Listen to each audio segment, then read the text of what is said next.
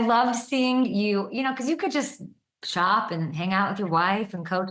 You still like, you care so much about the NFL. You're not this like, I got my gold jacket and I love, like, these rule changes had you heated a little bit. Yeah, very mad, man, because people don't know about the story when it comes to the kickoff return rule. All right. So I don't know if I told you this story, right?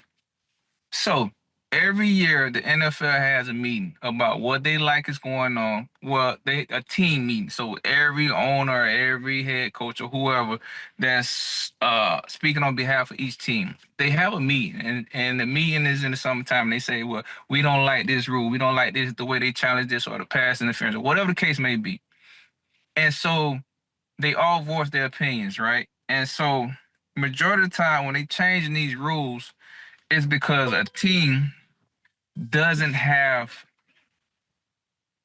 or can't do what another team does. For in my instant, right? The kickoff return rule became like this, and this is what I was told by a main source that was in the meeting, right? When they announced this rule, they had to pick, hey, let's move the kickoffs up so we can allow the kickers to kick it out the end zone, right?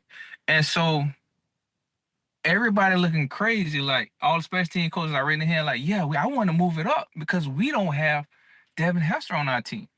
The only coach the only guy that didn't want the rule was my coach, right? Of course. So you look in this situation, this is what I'm getting frustrated about. Because your team don't have a Devin Hester type returner, you want the rule. So now we don't have to face this guy.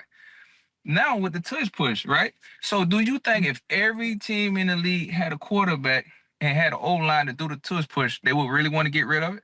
Or do you think it's because they can't do it, so they want to get rid of it? And that's why they want to come up with these new rules, because the Philadelphia Eagles is getting away with it. It's like a 90% chance they're going to get the first down or get the touchdown. We can't stop it. How could we get rid of it? Now, the Eagles are pissed about this rule. Now, the other teams are happy because, listen, we don't have a Jalen Hurts that can squat 600 pounds that can force his way through the hole. So that's why they're coming up with the rule, man. Isn't it flattering? Wasn't flattering to you to like, like you had this huge impact in that moment? That's pretty, I'd be like, yeah, I'm that good. You're trying to all be against me. I don't know. Right. I just felt good. That's why I call it the Devin Hester rule. It is the Devin Hester rule. And if they really want to go back and bring it up, please have them have this meeting and have the coaches that was in there, and then have my coach that was in there or whoever was in there on our behalf say, hey, this is really why it went down, because the rest of you guys didn't have a returner like mine, so you wanted the rule. If you would have had him on your team, you wouldn't want that rule to stand.